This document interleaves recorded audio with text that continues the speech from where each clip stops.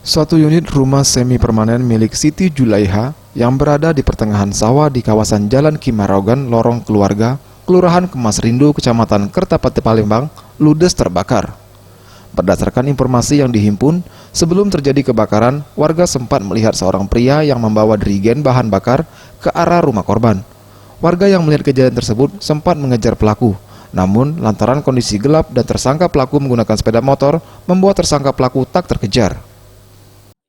Oleh warga kan supaya memang ada rencana waktu dia nak masuk dari sini dicegat warga, dia tuh hilang, dia kan balik keluar urung. Nah, dia taunya sewaktu dia bakar itu tuh dari sini nih pelarian. Siti Julaiha, pemilik rumah, mengatakan sosok pria tersebut diduga VJ yang tak lain kekasihnya. Ia pun mengungkapkan sebelumnya dirinya pernah cekcok dengan pacarnya lantaran pacarnya cemburu dan sakit hati cintanya diputus oleh korban. Nah, di telepon dia udah kurang angkat. Nah, sudah tuh ada yang tahu lorong ini, nah lorong sebelah ini tahu rumah kau dibakar yuk. Cemburu. Boleh.